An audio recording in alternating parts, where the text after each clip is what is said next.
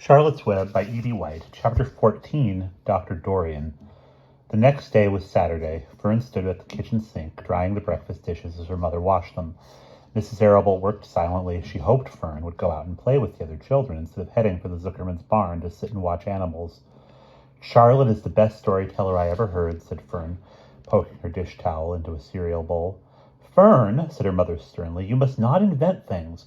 You know spiders don't tell stories. Spiders can't talk." "Charlotte can," replied Fern. "She doesn't talk very loud, but she talks."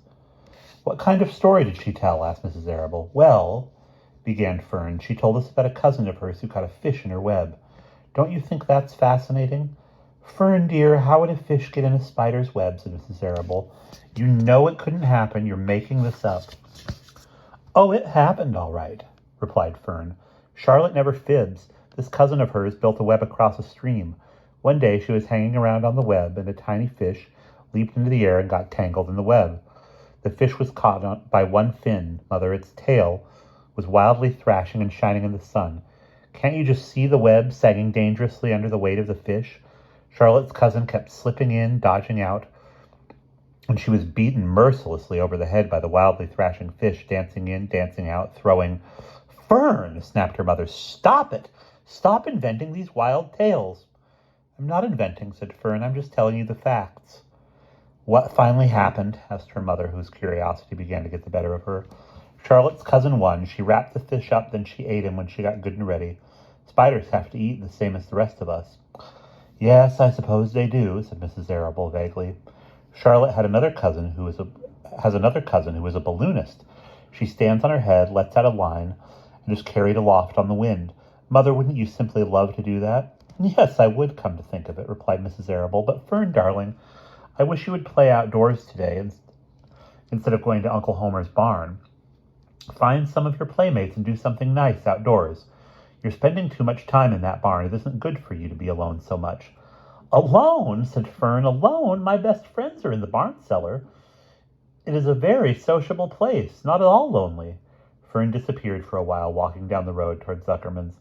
Her mother dusted the sitting room. As she worked, she kept thinking about Fern. It didn't seem natural for a little girl to be so interested in animals. Finally, Mrs. Arable made up her mind she would pay a call on old Dr. Dorian and ask his advice. She got in the car and drove to his office in the village. Dr. Dorian had a thick beard. He was glad to see Mrs. Arable and gave her a comfortable chair. "It's about Fern," she explained. "Fern spends entirely too much time in the Zuckerman's barn. It doesn't seem normal. She sits on a milk stool in the corner of the barn cellar near the pig pen and watches animals hour after hour. She just sits and listens." Dr. Dorian leaned back and closed his eyes. "How enchanting," he said. "It must be real nice and quiet down there. Homer has some sheep, hasn't he?" "Yes," said Mrs. Arable. "But it all started with that pig we let Fern raise on a bottle. She calls him Wilbur. Homer bought the pig, and ever since it left our place, Fern has been going to her uncle's to be near it." "I've been hearing things about that pig," said Dr. Dorian, opening his eyes. "They say he's quite a pig." "Have you heard about the words that appeared in the spider's web?" asked Mrs. Arable nervously. "Yes," replied the doctor. "Well, do you understand it?" asked Mrs. Arable. "Understand what?" "Do you understand how there could be writing in a spider's web?" "Oh, no," said Dr. Dorian. "I don't understand it. But for that matter, I don't understand how a spider learned to spin a web in the first place. When the words appeared, everyone said they were a miracle, but nobody pointed out that the web itself is a miracle." "What's miraculous about a spider's web?" said Mrs. Arable. "I don't see why you say a web is a miracle. It's just a web." "Ever try to spin one?" asked Dr. Dorian. Mrs. Arable shifted uneasily in her chair. "No," she replied, "but I can crochet a doily and I can knit a sock." "Sure," said the doctor, "but somebody taught you, didn't they?" "My mother taught me." "Well, who taught a spider? A young spider knows how to spin a web without any instructions from anybody. Don't you regard that as a miracle?" "I suppose so," said Mrs. Arable. "I never looked at it that way before. Still, I don't understand how those words got into the web.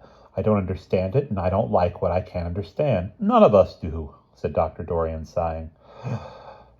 "I'm a doctor. Doctors are supposed to understand everything, but I don't understand everything, and I don't intend to let it worry me." Mrs. Arable fidgeted.